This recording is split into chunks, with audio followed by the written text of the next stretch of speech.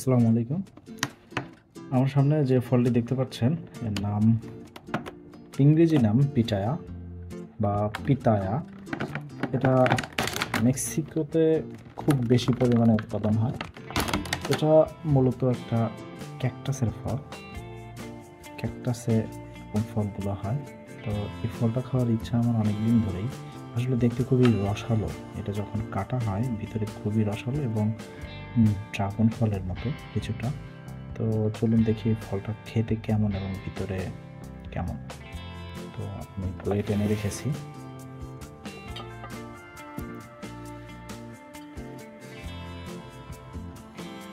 প্রথমে দুই সাইড থেকে কেটে নিব।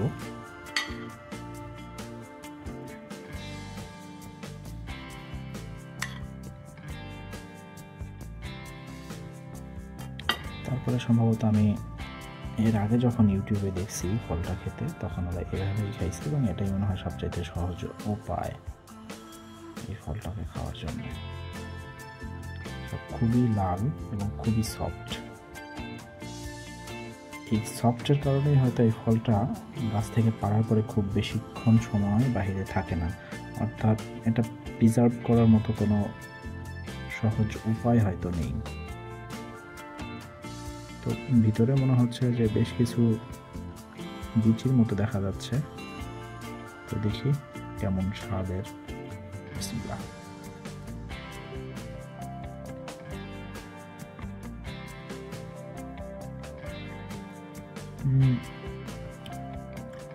এটা হ্যাঁ ড্রাগন ফলের মতোই, কিন্তু কিছুটা পেঁপে পেঁপে একটু ফ্লেভার আসে এবং বিচিগুলো বেশ মুখে ফিল করা যায় আর কি, আমাদের বিচি কলার মতো আর কি, কিন্তু অনেক সফট এবং রসালো।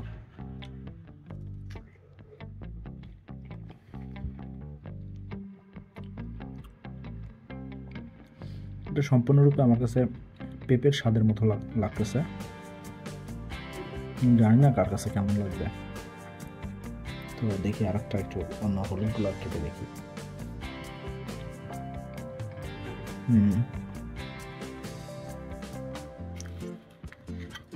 ওটা সাদা।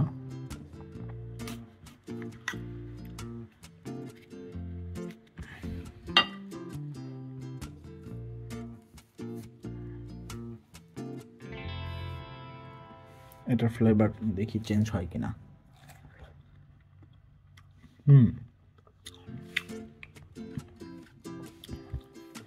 এটার ফ্লেভার চেঞ্জ এবং টোটালি ডিফারেন্ট একটা ফ্লেভার।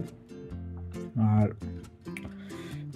এটার মধ্যে পেঁপের কোনো ইয়া নেই, তবে মিষ্টিটা ওই একই রকম, জাস্ট ফ্লেভারটা আলাদা, অর্থাৎ এর কালারের উপর ডিপেন্ড করে হয়তো এর ফ্লেভার চেঞ্জ হয়। সাধারণত 2-3টা কালারই হয়। এটা হচ্ছে হালকা, এটা কী কালার বলবো, তরমুজের ভিতরে যে কালার থাকে এরকম, আর এটা হালকা হলুদ। তবে দুটোরই স্বাদ মোটামুটি ভালো লাগছে আর কি।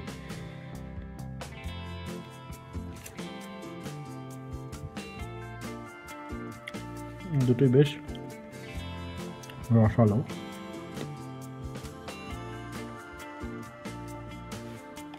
তবে ব্যক্তিগতভাবে আমার মনে হচ্ছে লালটা আমার কাছে বেশি মজা লাগছে। আর ওটার দাম বর্তমানে ওই এক বক্সের দাম 2 ইউরো, বাংলাদেশি টাকায় 270 টাকার মতো।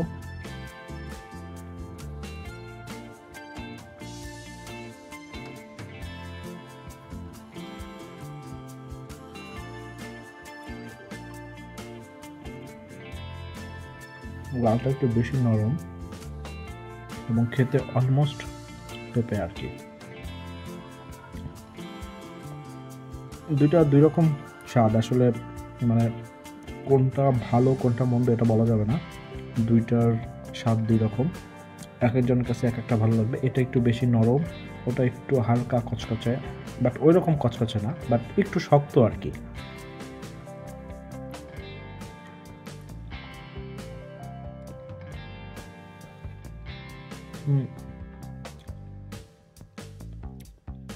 আলহামদুলিল্লাহ, ভালো থাকবেন সবাই। আজকের মতো আল্লাহ হাফেজ।